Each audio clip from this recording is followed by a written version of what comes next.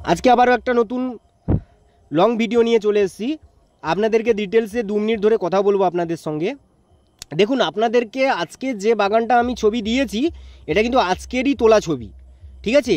এই বাগানটাতে প্রথমত আপনাদেরকে বলবো যে একটা বৃষ্টি হয়েছিল না, ওই বৃষ্টি হওয়ার সময় কিন্তু চাষির বাগানে আমি ভেজ হওয়ার পরে, ফার্স্ট ভেজ হওয়ার পরে কুড়ি দিয়েছিলাম অ্যারিচের 13045 এবং চ্যালেঞ্জ গোল্ড প্লাস, 3টা দেওয়ার পরে কিন্তু ভেজের পরে এটা দেওয়া হয়েছে।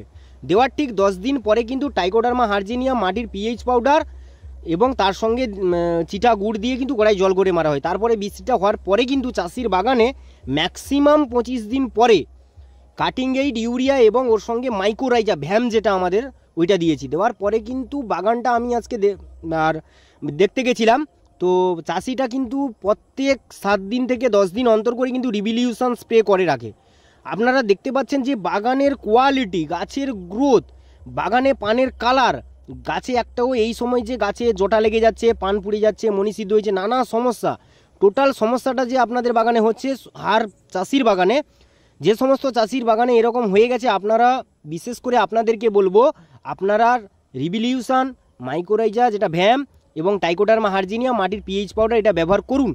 100% আপনি একবার টাকা খরচ করবেন, দেখবেন আপনার বাগানে যে কোনো কন্ডিশন আপনার বাগান থাকুক না কেন, আপনার বাগানে পান এরকম হবে।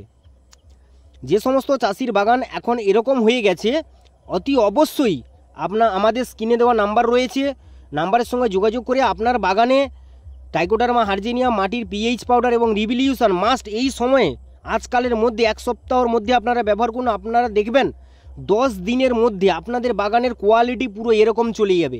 আমরা যে থিওরি আপনাদেরকে বলবো ওই থিওরি আপনারা অন্য কোনো চ্যানেলে পাবেন না।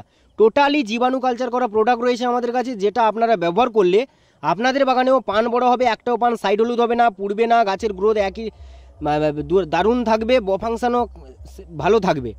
যদি ভিডিওটা ভালো লেগে থাকে অতি